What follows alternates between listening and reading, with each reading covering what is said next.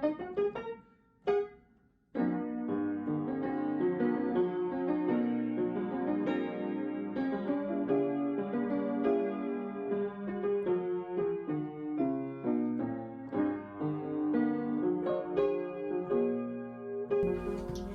everybody, welcome back to the second episode of Carriage Conversation. As promised, I have with us today Jatorin Owens Jr., the musician as well as the pantomime dancer, JJ Mime. Hi Jatorin, how are you? I'm good, how are you? I'm doing well. So how about you tell me a little bit about how you got started singing in the ministry, playing the piano, and then a little bit on your dance. Well, I started first playing piano at the age of 5. I started to play around with the acoustic piano, and I started to discover sounds that I heard in my head, and I started using them on the piano, and then that's when I realized that I started to feel in love I felt in love with the piano. So after that, that's when I started listening to like different musicians, and I started playing the keyboard. And as I grew up in age, I started to advance more, and then I started getting lessons.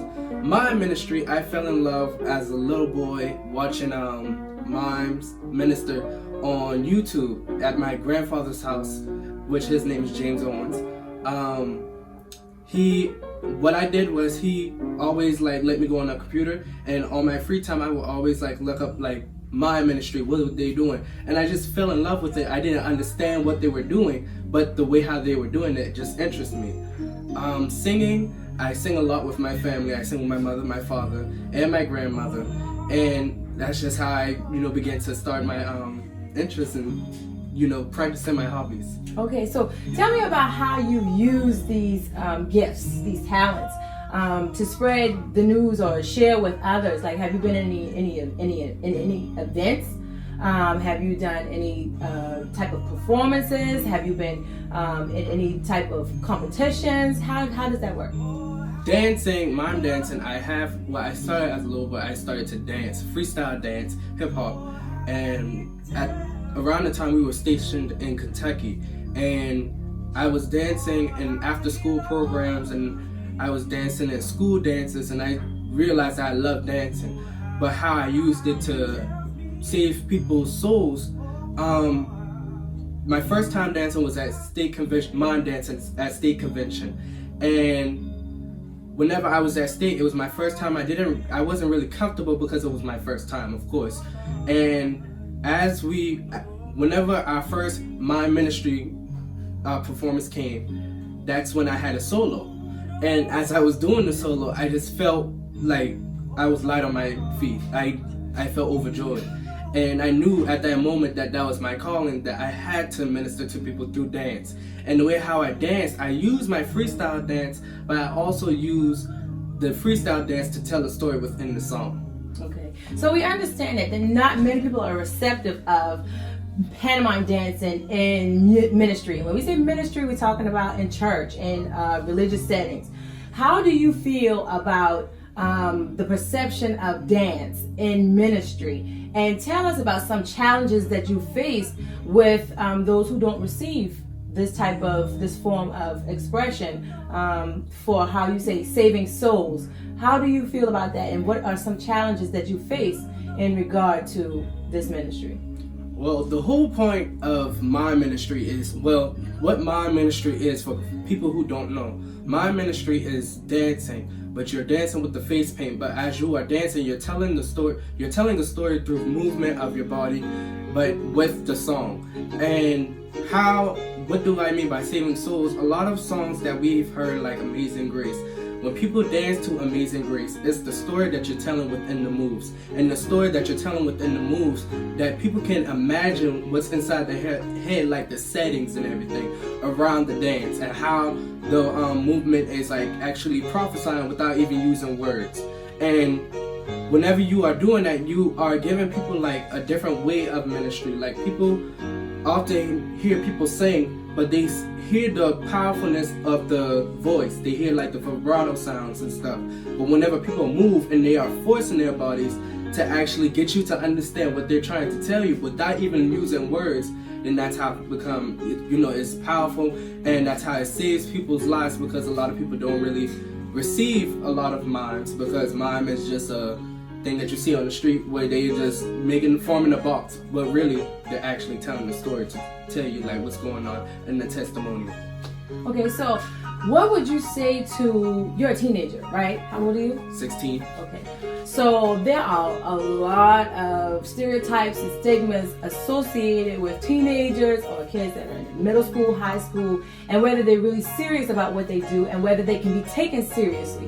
What would you say has been some of your experiences with adults not really receiving you being a leader at the age of 16, either in the music ministry, in singing or playing the piano, in mime ministry? How would you say those situations, if they are, can you share with us what those situations seem to be like, or how you actually handle them, or does it discourage you? And what would you say to those who are your age or younger that understand that they have a specific duty or purpose in ministry, and how to ignore some of those blocks that may come their way? When God calls you to be in the ministry, not necessarily a mime minister, whoever or whatever, maybe family might hinder you as adult family members might hinder you, saying like, oh, you're not supposed to be doing this because you're a young child, you don't understand. And a lot of people don't understand whenever in the Bible it says Jesus was 12 years old whenever he started preaching. So a lot of people nowadays, they just look at it as of how, like, the mentality that they have been brainwashed. They feel as though that children don't need to do praise dances. Children don't need to necessarily sing on the choir. And it discourages the children, but it doesn't discourage me. And the reason why it doesn't discourage me is because I know what I'm supposed to do, and I know the calling, and I have the relationship strong enough with Christ. A lot of children, I'm not going to say a lot of children, but some children don't really have that strong relationship with Christ. But even if you don't have that strong relationship, I advise you to not be discouraged, because as you grow older and you understand that you don't need to let anybody else tell you not to do what God is calling you to do, because that's what you are there for. You're there to do what God told you to do. So when adults are telling you like to not minister and don't do this and don't do that, that's just a test to see how you are going to receive it. And as you grow older, there's going to be many more tests like that. That's going to adults saying, oh, he think he all of this and he think he's all of that, which really is not the case, because you know who you are doing it for. Long as you know that you are doing it for Christ, then that's all that matters. If you are showboating, then that's a different story. But if you are actually for real and like what God calls you to do, then that's a different story. But I advise younger children and older people as well to not, older people, number one, to not discourage the little children because you think as though that they're not doing what God calls them to do, because God don't tell the next neighbor, okay, this person is going to do whatever and that's his calling. No, he's not going to do that. He's going to tell you individually, because that's your assignment. It's not your assignment to tell everybody else. Okay. So with that being said, would you say that even when you have an assignment, even when you are strong and true in your foundation, would you say that this makes the young person exempt from temptation, from peer pressure, from a lot of the things that we know that you guys face in school? Like, you could be offered drugs, promiscuity, cutting class, fighting in school. Does that mean that you're exempt from having to experience those things? No, not necessarily, because when peer pressure really is not exempt, because it's kind of the same thing. Children who are facing those type of issues, like they feel doubts about themselves, and as they grow hope and they're in the stage of actually forming, doing what they want to do for the first time, and people are telling them that they can't do it in the process of them actually growing hope, then it's going to give that person some doubts and some fears, and not even want to step face front of a crowd ever again, being that you let that child down. Because as an adult, you are supposed to train up a child the way how they should be. Adults who are very Christian based, they always want to teach their child about Christ, but as they are doing, as the child is doing Christ things, then they want to say, no, you're doing too much, and now you are limiting the child from what they're supposed to do, because you already trained them what they need to do. Now that they're using their tools, then you're not allowing them. So it's best for you to like just leave it alone. And if the child is doing something that he has no fault, or he's showboating, then that's when you correct them and put it in the right place. Okay. So would you say in that particular situation, how important is it for you to have those centered around you who have the same mindset? Would it be okay for you to still keep yourself amidst those friends that do drugs, or they like to get in trouble? How would you address or speak on that topic? Would you cast them aside? How would you handle situations like that? In situations like that, I used to have friends like that, who were in the illegal stages like that. But I wouldn't just say cut them off as if I don't want to speak to you again, because it's nothing that they didn't do anything to you. Not saying that you still should associate yourself with them, but just be cautious. You can say, hey, hello, how are you doing? And then keep it pushing. But as you are inviting yourself to those type of people, and you have to have the spirit of discernment to know whether or not you should be around them around that time, or whether you should be. Because you can oftentimes be around drug dealers but not do drugs with them. But what I'm saying is that it's not okay to, I wouldn't say it's not okay to be around drug dealers. It's okay to be with anybody, as long as you know that you are, right, in your right mind. Let's say it like that, in your right mind. So let me understand, are you saying that it's okay to choose to be with them? No, it's not okay to choose to be with them. Oh gosh. It's okay to be, yes, I say that. It's okay to be not necessarily associated with a drug dealer, but... And let's not just say drug dealers, just any person who's... Any person in general who are not doing what they're supposed to do. You can talk to them, but not necessarily do what they're doing. Let's put it like that. Okay. Like how people listen to music. You're going to listen to music, but you're not going to do what they are doing. Like they talk about drugs, they talking about sexual emotions, but you're not going to do what they're going to do, because that's just you like the sound of it. You like the rhythm and the feeling that they, give you, but you're not going to do what they're doing because that's not right. Okay. So would you allow them would you engage in a conversation to share with them that they're not doing what they're supposed to do, or would you just stay in their company and not say anything about how they should try to make positive changes? There's often times where you can tell that friend, okay, now get yourself straight. But if they don't listen, then you already did what you had to do. Now, if they continue to do it, then I would say cut them off, because whatever they were doing, they might turn over on you, which has happened to me. So, just to be on the safe side, if you encourage your friends to not do what not necessarily not do what they're supposed to do, but tell them to not do whatever they're doing, then that should be that. And if they're not listening, then just cut them off and go to the next person who's actually going to benefit and help you within your life. Sounds good. Okay, so let's see. How does music influence you? How does music help you cope, or does it help you cope? Is it therapeutic for you? What does music really mean to you? Music is the same way how I said about dance. Music is basically telling a story through a song and through rhythms and through sounds.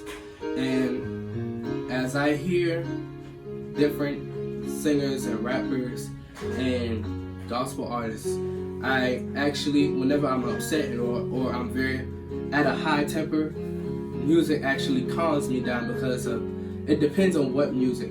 Like if I listen to like a piano sound, it actually smooths me down, because the feeling that you get from the piano, it gives you a soft, feeling to actually calm yourself down to where, whenever you're at a high temper, you calm down, and then you don't have to worry about anything no more. You're not mad about whatever you was mad about before.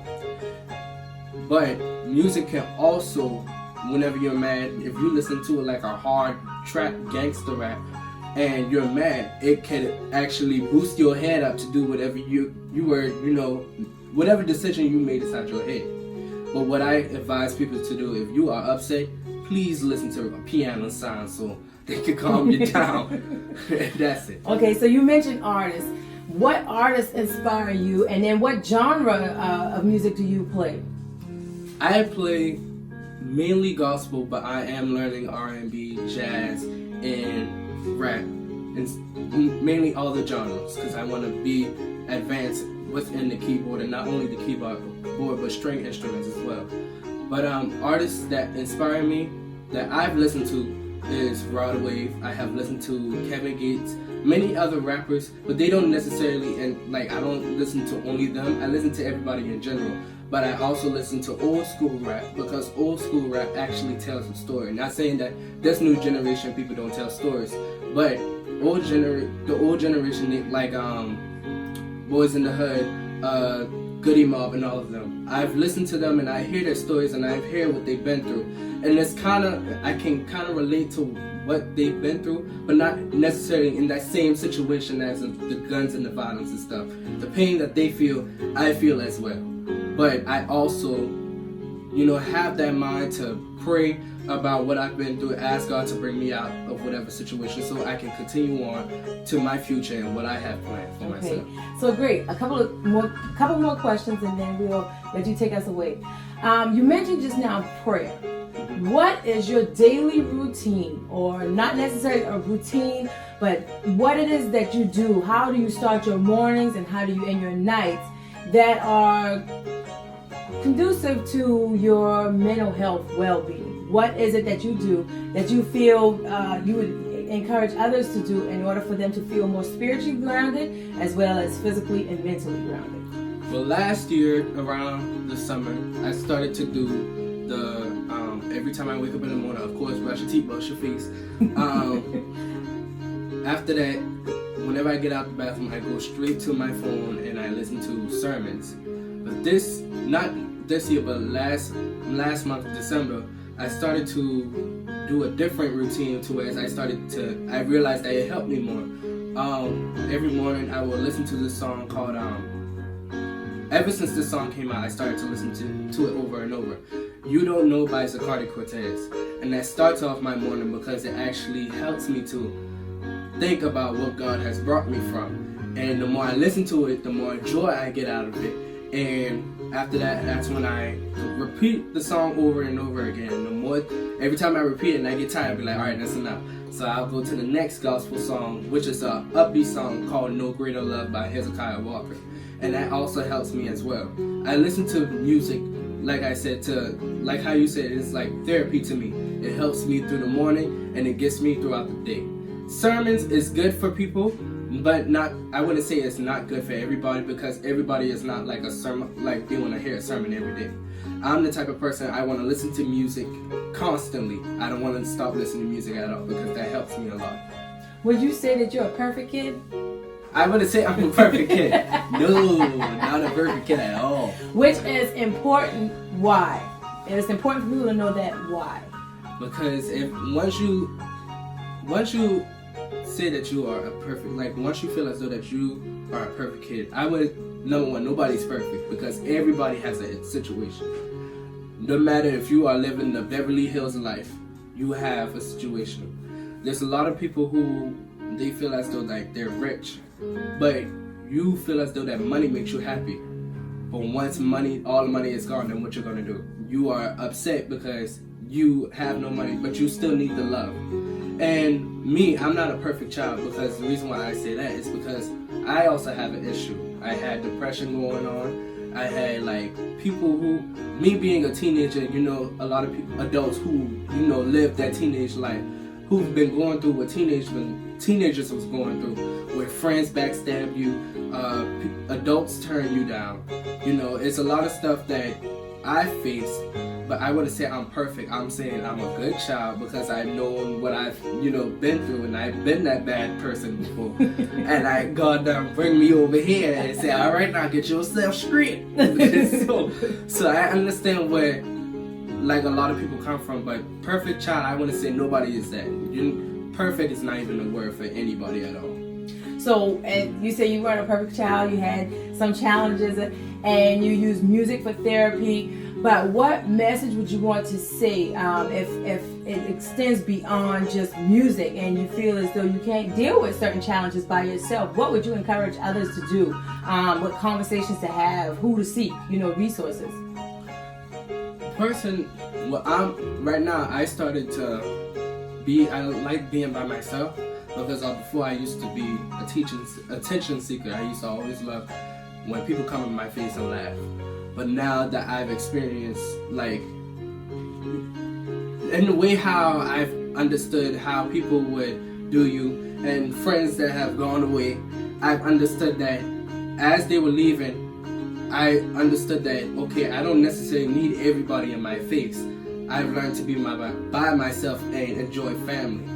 And what I would say is, if you have that close relative, please have that relationship, stick with that person all the time. You don't necessarily have that outside person to come and make you feel happy. First, have your home straight. Make sure you are having that close relationship with your mother, your parents, your brothers, your sisters, whoever you live with, have that relationship with them.